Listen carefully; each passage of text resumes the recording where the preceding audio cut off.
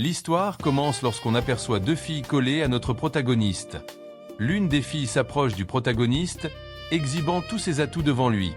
Pendant ce temps, le jeune homme est plaqué sur le lit par les deux femmes et hurle à ses belles-sœurs de ne pas s'approcher. L'autre femme s'avance vers lui avec un regard très séduisant et un sourire aux lèvres. L'une des beautés le traite d'idiot et dit que désormais, il doit les appeler épouse et non plus belle-sœur. L'autre fille demande à son mari d'être sage, car elles allaient lui apprendre 2 ou 3 petites choses. Notre héros tente encore de résister un peu, mais il subit leur pression. Soudain, la scène bascule alors vers un enterrement où l'on voit une photo de Ye Zhongguo, décédé à 48 ans. On y voit aussi les photos de Ye Zhanghua, 43 ans, et Ya Xingbang, 34 ans. Ils sont tous morts le même jour. Dans la salle funéraire, plusieurs hommes en noir pleurent la perte de leurs camarades. À ce moment, le général 3 étoiles Ning Yu remarque que le plan de l'ennemi a été exécuté à la perfection. Ya Shanfing, le chef de famille, affirme que ce n'est pas sa faute. Les hommes de sa famille connaissaient les risques. Mais l'aîné constate qu'ils ont été attaqués simultanément et en conclut que quelqu'un chasse sa famille. Notre héros, désespéré, hurle « Ne prends pas mon Peppa Pig !» alors que le jouet tombe au sol. À cet instant, le jeune homme trébuche et s'écrase face contre terre, juste devant son grand-père, et le pendentif de jade qu'il portait se brise en deux. Immédiatement après, Yann se relève, serre son petit cochon en peluche et demande de l'aide à son grand-père pour le ramasser. L'aîné lui dit de se dépêcher et de se relever. Le chef de famille ajoute qu'il ne reste plus que lui et son petit-fils, et que Fan devra se marier pour perpétuer la lignée. L'ancien déclare avec conviction que la famille Ye et son esprit ne tomberont jamais. Les personnes présentes commentent que le garçon est un idiot, mais quelqu'un rappelle qu'il était autrefois le « fils tueur » de la famille. À 15 ans, il était déjà un grand maître en arts martiaux, l'un des plus grands experts. Mais tout a changé il y a 5 ans, lors d'un accident de voiture qui l'a plongé dans cet état et lui a fait perdre ses pouvoirs. Quelqu'un se demande pourquoi la fille de la famille Chuan accepterait encore de l'épouser, même s'il est devenu un idiot. Mais l'oncle de la jeune femme l'empêche d'avancer et se présente comme Ruan Jinggu, accompagné de sa nièce-œuf. Avec un sourire narquois, il annonce que la famille Chuan vient rompre les fiançailles. L'aîné est tellement choqué qu'il manque de s'évanouir. Voyant son grand-père en détresse, le héros se précipite vers lui, paniqué. Il demande alors à Eufei pourquoi elle rend son grand-père malade et si elle ne sera plus sa femme. L'ancien reprend son calme et interroge la jeune femme. Elle l'a toujours soutenue, même après l'accident. Muette, elle ne répond pas, mais son oncle s'exclame. La famille YEI n'est plus qu'un vieil homme et un idiot. Rien à voir avec ce qu'elle était il y a 5 ans. Furieux, le grand-père dit qu'il voit enfin leur vrai visage, des opportunistes qui frappent quand on est à terre. La jeune femme s'excuse auprès de Fan, affirmant qu'elle ne peut pas l'épouser. Soudain, une voix féminine retentit. « Si tu ne veux pas l'épouser, nous le ferons. » 2 belles-sœurs du jeune homme apparaissent alors dans la salle, stupéfiant tout le monde. Les spectateurs sont choqués par leur présence et commentent la beauté des épouses de la famille YEI. L'une se présente comme la belle-sœur aînée, Yu Lingong. L'autre se présente comme la 7e belle-sœur, Su Yikshu. Elle déclare qu'au nom des 7 belles-sœurs, elles épouseront YEI Fan pour assurer la descendance. L'ex-fiancé et son oncle sont totalement abasourdis. Les personnes aux funérailles n'arrivent pas à croire que les 7 déesses vont épouser un idiot comme Yayan. Pendant ce temps, notre héros est coincé entre les 2 femmes et se plaint d'avoir trop chaud. Il dit que sa poitrine brûle et le pendentif de jade commence à briller. L'amulette émet alors une lumière dorée éclatante qui l'enveloppe complètement. Il se souvient qu'il vient enfin de briser le sceau de 5 ans et d'atteindre le royaume du vénérable Martial. 5 ans plus tôt, alors qu'il tentait d'avancer de niveau, il avait été piégé et son âme brisée. Il était resté agonisant au sol après cette attaque. Par chance, il avait scellé 90% de son âme dans ce pendentif, qui contenait des trésors et des écritures permettant d'entraîner son âme pendant tout ce temps. Mais sans aide extérieure, il avait dû attendre 5 longues années pour que le sceau se brise. Il comprend désormais que ses oncles et frères sont morts le même jour que son attaque. Avec son âme restaurée, il jure de retrouver les responsables et de les faire payer de leur sang. De retour au présent, le jeune homme se plaint encore d'avoir trop chaud, serré entre les 2 femmes. L'oncle de son ex-fiancée se moque de lui, disant qu'il est un idiot et que les belles-sœurs deviendront des veuves. L'une des femmes réplique que c'est une affaire interne à la famille YEI et qu'il ne doit pas s'en mêler. Le héros pense que s'il révèle sa force maintenant, l'ennemi attaquera sa famille de toutes ses forces. Il a alors une idée. Il enlace sa belle-sœur et l'appelle « grande sœur », disant qu'il veut jouer. Yuing Long se tourne ensuite vers le grand-père du jeune homme. Elle rassure l'ancien, disant qu'elle est toujours sa belle-fille et qu'il peut tout leur laisser gérer. Le grand-père, touché, commence à parler de l'ex-fiancé de son petit-fils, mais Ling Long l'interrompt et déclare que les fiançailles avec Xuan Heuf sont désormais nulles et non avenues. L'ancienne fiancée, surprise par son aplomb, s'excuse timidement. Le héros pense qu'il ne poursuivra jamais quelqu'un qu'il a abandonné et qu'il ramènera la gloire dans sa famille. Plus tard, Yu Lingon dit qu'elles feront chacune des enfants avec le petit Fan. Coincé entre elles, le jeune homme veut dire quelque chose, mais elle semble décidée à ne pas le laisser s'échapper. Ailleurs, un messager informe l'ancien Jung que les funérailles de la famille Ye se sont déroulées sans incident. Dans un temple, le subordonné rapporte que les 7 belles-sœurs vont épouser Fan, et le maître ordonne d'agir. Le même homme responsable de l'accident d'il y a 5 ans est chargé de la mission. Le vilain dit qu'il ne dérange pas tant que le garçon reste un idiot. Il serre les perles dans sa main si fort que l'une se brise, puis ordonne d'éliminer le jeune homme au moindre geste suspect. Après la cérémonie, le grand-père du héros remercie tout le monde et les invite à partir. Cependant, Linglong déclare qu'elles veulent épouser Yan pour continuer la lignée familiale. Le vieil homme est attristé par la situation et demande pourquoi elles font cela. La jeune femme affirme que la décision est prise et que les 7 belles-sœurs l'accompagneront chacune pendant un mois. Elle poursuit en expliquant qu'ils doivent laisser derrière eux de nombreux descendants pour venger la famille YE. Yan est sous le choc, se demandant s'il ne le voit que comme une machine à fabriquer des bébés. Soudain, la plus âgée des belles-sœurs remarque une fluctuation dans l'aura du jeune homme et l'interroge à ce sujet. Pour cacher la vérité, le protagoniste agit comme un enfant et crie qu'il veut se venger, en faisant des bruits étranges. La jeune femme lui pince alors fortement les joues pour qu'il se souvienne de ses paroles. Elle lui rappelle qu'il fut autrefois un génie et qu'il peut très bien le redevenir. Elle déclare que les 7 jeunes filles pures le suivront pour le reste de leur vie. Il réalise le courage immense qu'il leur a fallu pour accepter de l'épouser, même au risque d'être jugé par la société. La jeune femme pleure et le supplie de se ressaisir pour protéger la famille et venger ses oncles et cousins. Notre héros promet que cette dette de haine sera remboursée. Et Linglong révèle qu'elle a déjà contacté le saint docteur, le Lei Xianu, pour le soigner. Le grand-père reprend espoir, pensant qu'avec l'aide du saint docteur, son petit-fils pourra peut-être être sauvé. Notre héros remarque que son grand-père souffre de blessures internes et qu'il a besoin d'un traitement urgent. Pour attirer leur attention, il feint l'excitation et dit qu'il veut être soigné par le médecin. Yiki le serre dans ses bras et lui assure qu'il guérira et aura plein de beaux enfants avec elle.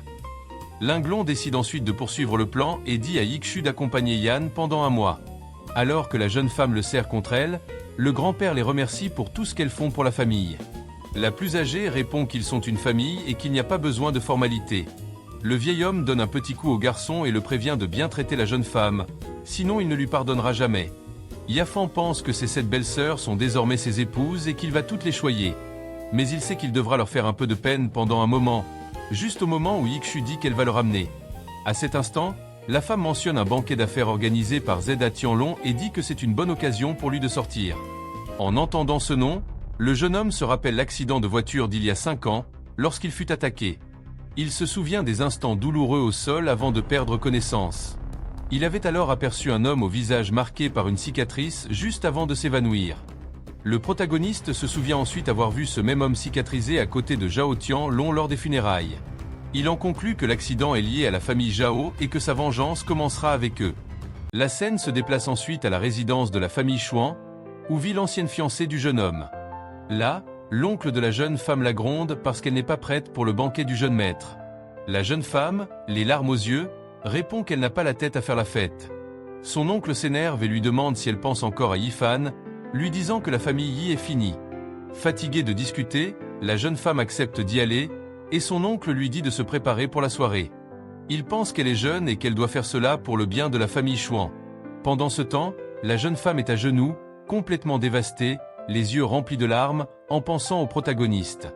Ailleurs, la belle-sœur du protagoniste lui suggère d'enlever son haut. La jeune femme est impressionnée par sa musculature, malgré son absence d'entraînement depuis longtemps. Notre héros lui demande alors si elle veut toucher, mais elle refuse timidement. Elle lui lance ensuite un costume en disant que c'est la tenue formelle pour le banquet. Elle ajoute qu'il ne peut plus l'appeler belle-sœur, mais par son nom, et il accepte avec joie. Il fait semblant d'être un enfant et se réjouit en disant qu'il est trop heureux avec sa nouvelle épouse. La jeune femme pense à la manière dont il a été abandonné par sa fiancée au moment le plus sombre de sa vie. Elle jure alors de lui offrir toute son affection et de ne plus jamais le laisser souffrir. Dans une étreinte chaleureuse, elle déclare que désormais, elle sera son unique épouse pour toujours. Notre héros la félicite et dit que sa femme, Yikshu, est la meilleure de toutes. Mais soudain, la jeune femme ressent quelque chose d'étrange, et son corps commence à chauffer. Elle s'écrie que son corps devient incroyablement brûlant et bizarre, tandis qu'elle se met à transpirer abondamment. Puis une énergie dorée commence à être absorbée par le corps du protagoniste. Notre héros comprend que sa capacité spéciale est toujours en lui après tout ce temps. Il explique que cette mystérieuse flamme est le secret qui lui a permis d'atteindre le royaume de grand maître à 15 ans. Même sans contact direct, cette flamme accélère sa cultivation d'innombrables fois, ce qui est plutôt pratique puisque le chanceux a maintenant cette épouse. Soudain, un serviteur appelle la jeune femme, disant que le chef de famille la cherche, et dans la surprise, elle pousse le protagoniste. Le serviteur l'informe que le chef et le second maître l'attendent et qu'elle doit venir immédiatement. Yikshu se demande si elle va être jugée par sa famille. L'homme semble mal à l'aise, mais elle paraît confiante et dit qu'elle est prête à affronter ce qui l'attend. Notre héros, pensant que la famille issue la condamne, décide d'aller voir ce qui se passe. Lorsqu'elle arrive, elle trouve une table remplie d'hommes qui la fixent avec désapprobation, lui demandant si elle a perdu la tête. Yikshu s'assoit calmement à la tête de la table. L'un des hommes, le second maître Suminga, lui hurle dessus pour avoir épousé un idiot et entraîné la famille dans sa chute. La jeune femme répond qu'elle a ses propres plans, mais son frère l'accuse de vouloir couler la famille. Caché à proximité, le protagoniste voit que sa femme est blâmée par sa famille à cause de lui. Un ancien crie qu'elle est insolente et doit être expulsée immédiatement du clan, et tous les hommes à table acceptent de l'exclure pour sa décision. Le second maître ordonne à son frère aîné de contrôler sa fille. Cependant, le chef de la famille intervient. Le chef de la famille Su Hongai, dit qu'il soutient la décision de sa fille. Émue, elle l'appelle « père », reconnaissante qu'il la défende. Son père rappelle à tous que 30 ans plus tôt, la famille YEI les a sauvés de la faillite.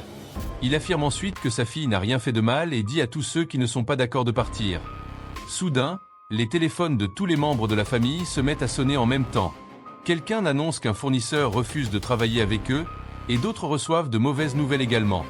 Le chef de famille comprend qu'ils sont en train d'être punis. Le second maître se plaint que ce n'est pas le moment d'être sentimental et que leur partenariat avec la famille Shaya est en danger. Mais le père de la jeune femme est tiraillé entre rembourser une dette de gratitude et entraîner sa famille dans les ennuis. Son oncle la blâme ensuite pour tout, disant que la famille sera ruinée à cause d'elle. Elle répond que la famille Shaya sera présente au banquet et qu'elle sécurisera le partenariat pour protéger tout le monde. Yikshu déclare qu'elle aura à la fois la morale et les bénéfices, et elle met au défi quiconque ne croit pas en elle de vendre ses parts et de partir. Elle affirme qu'elle n'empêchera personne de s'en aller. Depuis sa cachette, notre héros sourit, fier de sa femme, Yiku. Arrivé au banquet, il se demande quel membre de la famille Shaya sera présent pour tenter de l'aider. Soudain, un groupe d'hommes apparaît et l'un d'eux lui demande ce que fait cet idiot ici. Le protagoniste reconnaît Jayanlong, venu chercher des ennuis. Jayanlong crache dans son propre verre puis jette le mégot de sa cigarette dans le vin. Ces hommes commencent aussi à jeter des choses dégoûtantes dans le verre. Le type tend ensuite la boisson de bienvenue au protagoniste. Ces hommes l'encerclent, l'incitant à boire pour remercier Frère Long. Le protagoniste prend le verre et fait semblant d'être impressionné par le raffinement de la boisson qu'ils ont préparée. À cela, Jiao Tianlong et ses sbires éclatent de rire, voyant qu'ils jouent les idiots. Notre héros arrête alors une femme de ménage qui passait et déclare que la boisson manque d'ingrédients. À la surprise générale, il prend l'eau sale du seau à serpillière et la verse dans le verre. Jiao Tianlong et ses amis filment toute la scène, impatients de montrer l'ancien prodige en train de boire de l'eau sale. Mais soudain, le protagoniste saisit Jiao Taeyong à la gorge d'une poigne d'acier et dit que les bonnes choses se partagent, avant de le forcer à boire le mélange. Le petit playboy s'étouffe et vomit la mixture répugnante sur le sol tandis que ses sbires regardent la scène avec horreur. Jiao jure qu'il détruira le protagoniste pour l'avoir humilié. Mais Téfan fait semblant de ne rien comprendre et demande si la boisson n'était pas bonne. Il explique que sa femme ne lui permet pas de boire, alors il n'a fait que rendre l'appareil. Notre héros pense qu'un type comme ça, c'est du gâteau à gérer. Il a beaucoup appris en 5 ans. Le playboy ordonne alors à ses sbires de le passer à tabac. Au moment où il s'apprête à attaquer, une voix mystérieuse ordonne à tout le monde d'arrêter. Soudain, Wang Fugi surgit en hurlant, demandant qui ose toucher à son frère Fan. Il ne perd pas une seconde et attrape les sbires par la tête avant qu'ils ne puissent réagir. Le colosse cogne leur crâne l'un contre l'autre. Le playboy en costume rose reste figé, pointant du doigt et bégayant quand il reconnaît l'intrus, demandant ce qu'il fait ici. Le nouveau venu se présente comme Wang Fugi, le meilleur ami de Y-Fan, et déclare fermement qu'il veille maintenant sur notre héros. Yayan se rappelle avoir grandi avec Fugi, qu'il a toujours protégé pendant toutes ces années à jouer l'idiot. Il se jure qu'un jour, il remboursera cette loyauté. Les méchants, eux, savent que Fugi est l'un des meilleurs combattants de la ville. Terrifiés, ils murmurent qu'ils ne veulent pas affronter le Bahamut. Avec 2 sbires au sol, inconscient, le playboy et son ami blond décident de prendre la fuite. Mais en s'enfuyant, le rival pense avec rage que Fugi ne pourra pas protéger l'idiot éternellement et qu'il lui volera quand même sa femme. Une fois le danger écarté, Fugi dit qu'il a déjà entendu parler du chaos qui s'est produit au banquet. Il attrape immédiatement Effan dans une étreinte d'ours, plaisantant en disant que cette belle épouse, ça rendrait n'importe quel homme fou de bonheur. Notre héros manque de s'étouffer, indigné qu'on le prenne pour un pervers, et tente de se dégager. Fugi insiste que c'est exactement ce qu'il est, ignorant totalement le malaise de son ami. Mais son expression change soudainement. Ses yeux se plissent comme s'il avait senti quelque chose de suspect. Il se penche vers la poitrine de Yann et commence à renifler son costume. Fugi lui lance un regard suspicieux, remarquant que son aura a changé, et lui demande s'il a récupéré. Yann pense, ce gars est trop perspicace. Yayan reprend son air d'idiot pendant que Fugi le questionne sur ce qu'il fait ici. Notre héros jette un regard derrière lui lorsqu'un mouvement attire leur attention. Sa sublime épouse apparaît alors, se plaignant que son mari a disparu pendant qu'elle retouchait son maquillage, et demande s'il va bien. Fugi s'incline respectueusement et promet à sa belle-sœur qu'il protégera son frère Fan au péril de sa vie tant qu'elle sera là. La jeune femme sourit, soulagée de voir que son mari a un garde du corps aussi fiable, et le remercie de sa loyauté. Bientôt, tous les regards se tournent vers la scène où l'animateur annonce avec emphase l'arrivée de Madame Chaya, la puissante présidente du groupe Chaya. Une présentatrice en robe bleue s'empare du micro et demande d'accueillir l'invité d'honneur avec de chaleureux applaudissements. Suyu explique qu'elle doit négocier d'urgence un partenariat avec la famille Chaya et laisse son mari entre les mains de son ami géant pour l'instant. Le président monte sur scène, saluant l'assistance avec un sourire chaleureux qui impose immédiatement le respect dans la salle luxueuse. Pendant les applaudissements, le rival en costume rose esquisse un sourire narquois, convaincu que dès qu'il conclura l'affaire, la femme du héros viendra ramper à ses pieds. La présentatrice saisit l'occasion et demande si sa présence confirme que le partenariat avec la famille Xiao est déjà finalisé. L'exécutif répond avec élégance que le marché est vaste et que son entreprise reste ouverte aux propositions des grands groupes locaux. Le vilain est choqué par cette réponse vague, lui qui croyait l'accord garanti pour son camp. Suyu attrape joyeusement le bras de son mari, disant que sa famille a encore une chance, mais en regarde l'homme sur scène avec un air grave. Yann bloque tout le bruit autour de lui car il a l'impression de reconnaître ce président. Les yeux du président Chaya s'écarquillent, totalement stupéfait. Il reconnaît le visage de celui qui lui a sauvé la vie autrefois. La tension monte tandis que tout le monde observe, incrédule, le grand patron descendre de la scène en marchant droit vers notre héros. Il ignore tout le monde, avançant d'un pas déterminé jusqu'à se retrouver face à Yann. Contre toute attente, le président prend la main du MC avec reconnaissance et déclare qu'il a enfin retrouvé le divin docteur qui lui a sauvé la vie. Le playboy de la famille Jiao fulmine en voyant la scène, se demandant pourquoi un homme aussi puissant prêterait attention à un simple idiot. Incapable de contenir sa jalousie, il intervient en criant que le président se trompe, car Yan n'est qu'un simple d'esprit. Il s'approche et murmure qu'il vaudrait mieux que le président ne s'associe pas avec la famille Y, car ils sont ruinés et croulent sous les problèmes. Mais le président Chaya ne veut rien entendre. Il lui hurle dessus qu'il ne se trompe absolument pas. Il explique ensuite qu'il y a 5 ans, il était à l'agonie et qu'il a été sauvé par ce brillant jeune docteur. Suyu intervient en précisant que son fiancé a eu un accident de voiture à cette époque, ce qui explique ses quelques troubles mentaux. L'exécutif comprend alors que l'accident a eu lieu juste après le sauvetage, ce qui rend sa dette envers Yann encore plus grande. Déterminé à rendre l'appareil, il ignore le rival et demande si Miss Su accepterait un partenariat exclusif avec son entreprise. Le jaloux en costume rose panique, disant que la famille Su est sur liste noire et que cela pourrait entacher la réputation du groupe Chaya. Le président perd patience et déclare que sans Yan, il ne serait même plus de ce monde, alors il n'a peur de rien. Pour couronner le tout, il annonce haut et fort que la famille Su devient leur seul partenaire officiel et que quiconque leur causera du tort tombera avec eux. Le président tient parole en serrant la main de Yikshu. Elle est tellement émue qu'elle en a presque les larmes aux yeux et le remercie pour cette opportunité en or. Les invités changent immédiatement de camp, louant la clairvoyance de Yu et rappelant que la famille YEI détient encore beaucoup d'influence dans la ville. Pendant ce temps, le playboy en rose bout de rage, se demandant comment cet idiot réussit toujours à ruiner ses plans parfaitement préparés. Mais le président fait un clin d'œil à la jeune femme et lui dit qu'elle ne devrait pas le remercier lui, mais plutôt son mari, qui est la véritable raison de tout cela. Yayan prend son air le plus naïf, faisant semblant de ne rien comprendre, tandis que sa femme le regarde, rougissante, réalisant qu'il a sauvé. Sous l'impulsion, elle se jette dans ses bras pour le remercier affectueusement. Yayan sourit, satisfait, en pensant que toutes ces humiliations et cette comédie en valaient la peine rien que pour la protéger. Il la relâche bientôt et se jette au cou du président, criant comme un enfant que Kingle est vraiment gentil de les avoir aidés. Mais en plein câlin, le vieil homme lui glisse nerveusement qu'il a fait tout ce qu'il pouvait, mais qu'il n'a pas le courage de contrarier les grands pontes qui agissent dans l'ombre. Le masque de Yayan tombe l'espace d'une seconde et d'un regard tranchant, il assure à son allié qu'il a bien fait et qu'il ne sera pas maltraité. Le dirigeant recule, complètement choqué, comprenant enfin que le divin docteur n'est pas un idiot et qu'il jouait un rôle depuis le début. Le président saisit alors fermement Yan et commence à balbutier qu'il est bel et bien le divin docteur. Yayan coupe court aux discussions sérieuses en l'étreignant de force, criant comme un enfant que « tonton est trop gentil » et qu'il veut un câlin, jouant l'idiot sur le moment. Mais à l'oreille du vieil homme, il murmure d'une voix grave qu'il a été piégé et qu'il doit continuer son rôle d'imbécile s'il ne veut pas être traqué. Le président en reste bouche bée. Ce gamin de 20 ans est un stratège brillant. Le président promet alors discrètement au jeune maître qu'il fera tout ce qui est en son pouvoir pour l'aider à accomplir ses plans, quoi qu'il en coûte.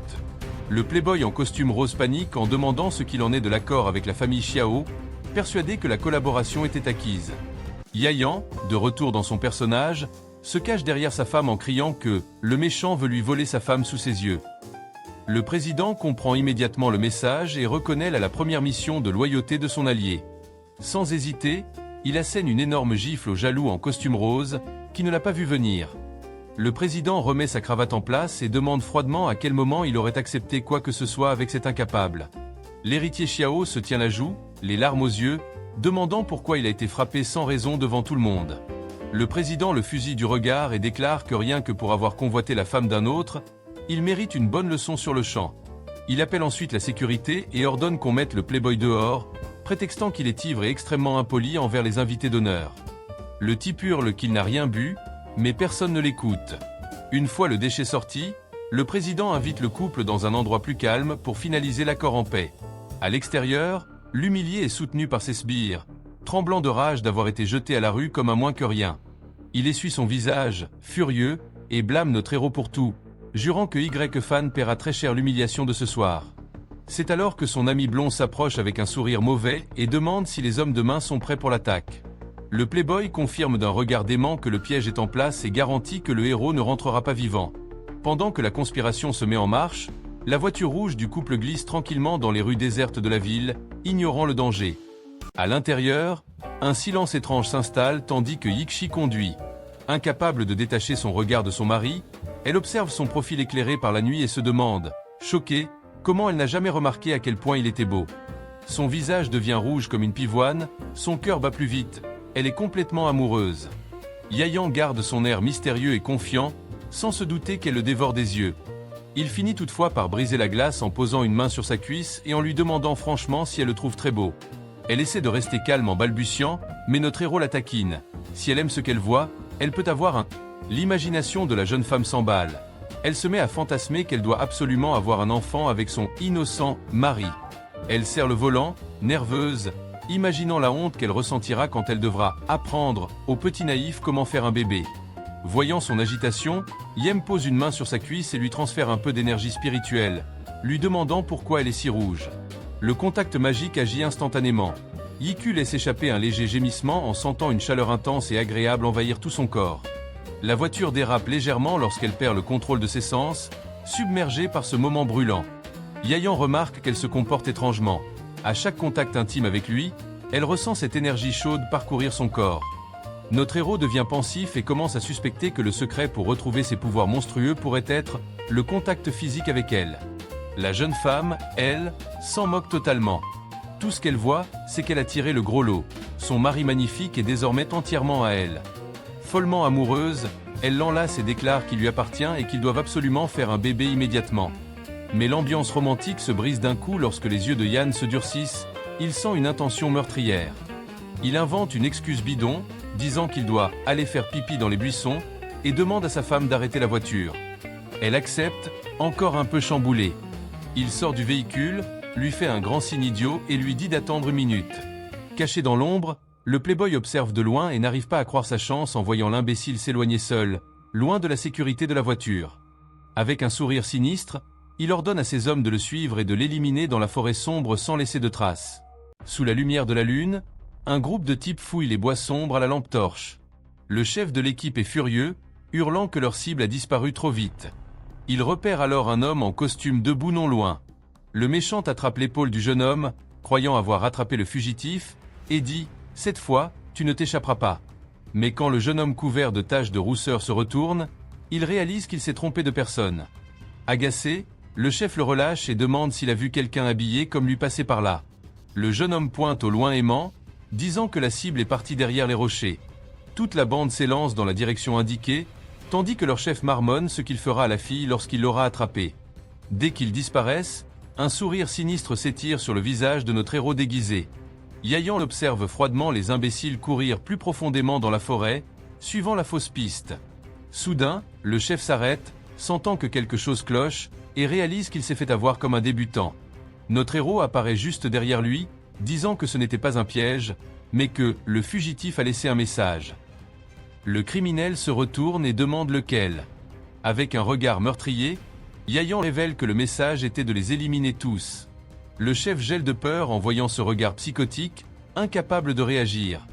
Sans perdre une seconde, notre MC se déplace à une vitesse folle, abattant les 3 hommes de main en un clin d'œil. Terrifié, le chef recule, demandant qui diable est ce type mystérieux. Notre héros s'arrête et demande s'ils sont vraiment assez bêtes pour ne pas le reconnaître. À ce moment, il commence à tirer la peau de son visage, arrachant le déguisement qu'il portait tout ce temps.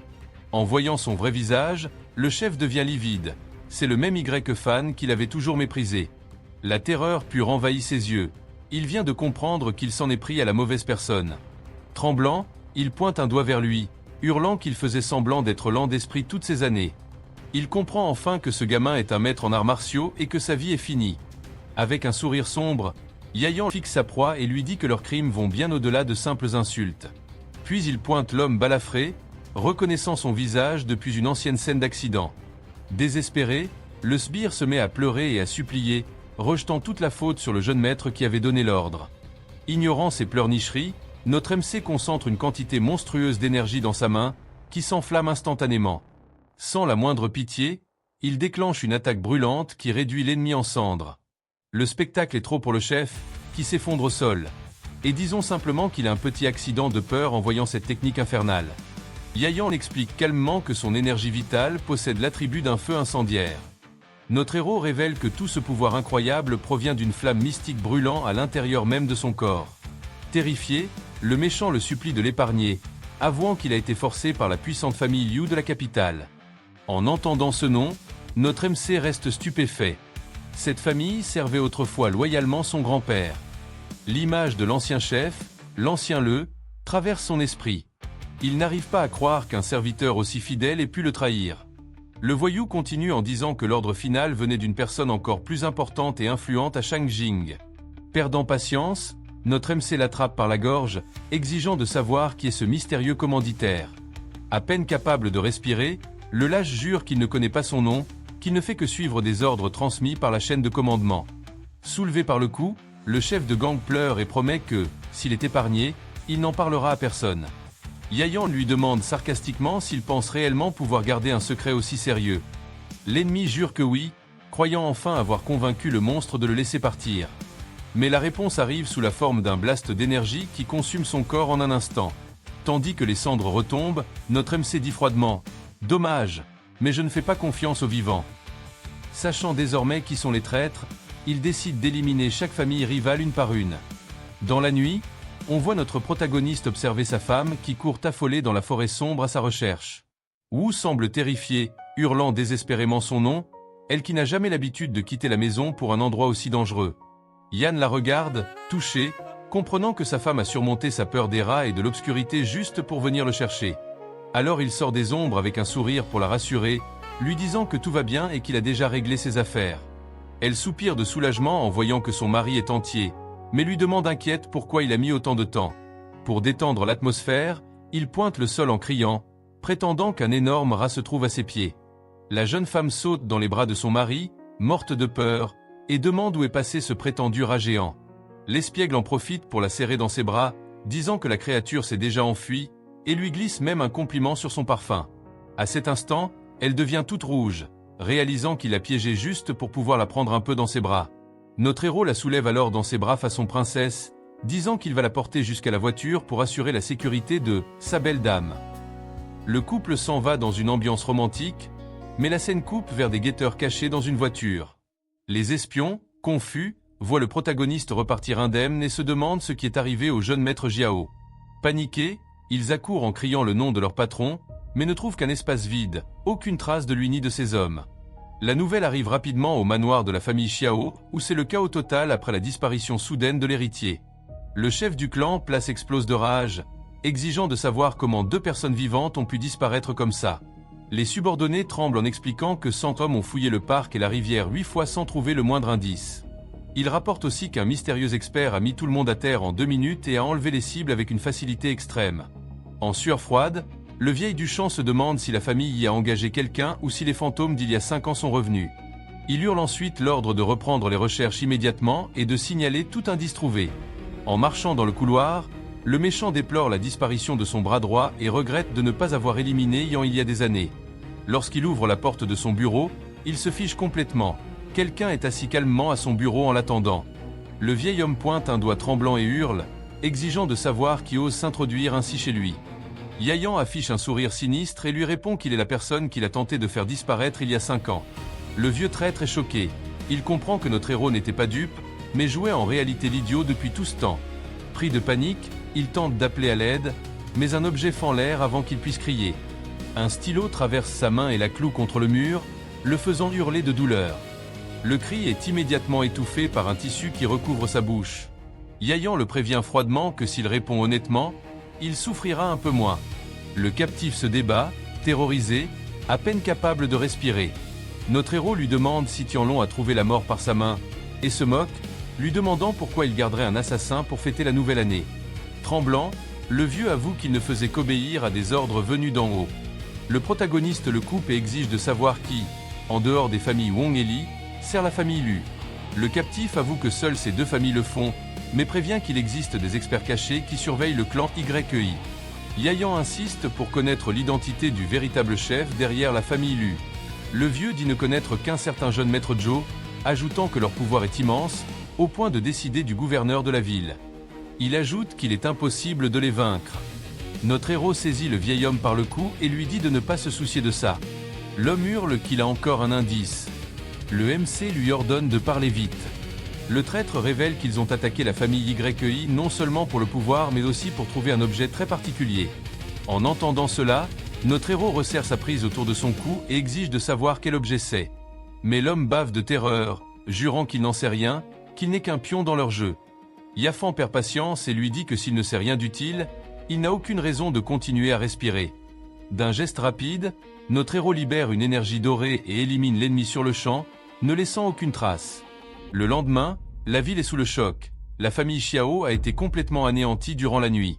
Un ancien commente qu'un expert extrêmement puissant a dû agir aussi proprement pour se venger de ce clan. Lanfang, le capitaine de la garde, analyse la situation, se rappelant que les Xiao avaient causé l'accident de voiture du jeune maître. Mais le vieillard pense que ce n'est pas toute l'histoire et ordonne de continuer l'enquête, car la famille YEI est toujours en grand danger. La scène change et dans la résidence de la famille Su, Yanfan est allongé là, en train de réfléchir. Le scandale concernant la famille Zhao a sûrement déjà éclaté. À ce moment, il entend une voix féminine timide qui l'appelle.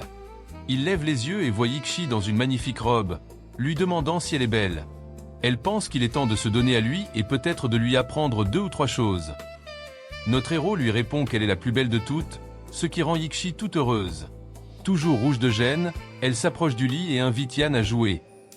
Il fait semblant de ne pas comprendre et lui demande ce qu'ils sont censés faire exactement, ce qui la rend encore plus embarrassée.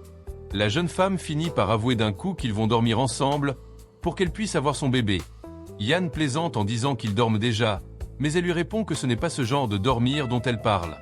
Le héros lui demande alors comment ça fonctionne, et Yixi devient toute maladroite, incapable de l'expliquer. Honteuse, elle lui donne une petite tape et le traite d'agaçant. Juste après, elle se rapproche encore et lui dit « D'abord, il faut enlever les vêtements ». Le garçon commence donc à se déshabiller et lui demande pourquoi elle n'en fait pas autant. Il se plaint que ce n'est pas juste, ce qui la panique complètement. Yixi attrape alors fermement son visage, l'embrasse et lui dit de simplement la suivre. À partir de là, les deux deviennent très proches et l'ambiance devient intense. Yixi commence à avoir très chaud, à transpirer, et une énergie étrange se met à tournoyer autour d'eux. Le héros réalise alors que sa force est en train d'augmenter encore une fois. Il trouve ça génial et pense que les pouvoirs de Yixi ont dû évoluer aussi.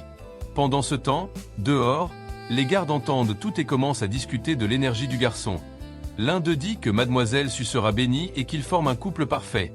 De retour dans la chambre, notre garçon remercie Yixi d'avoir toujours soutenu la famille YEI. Yan déclare ensuite que, désormais, elle est sa femme et qu'il la protégera de tout.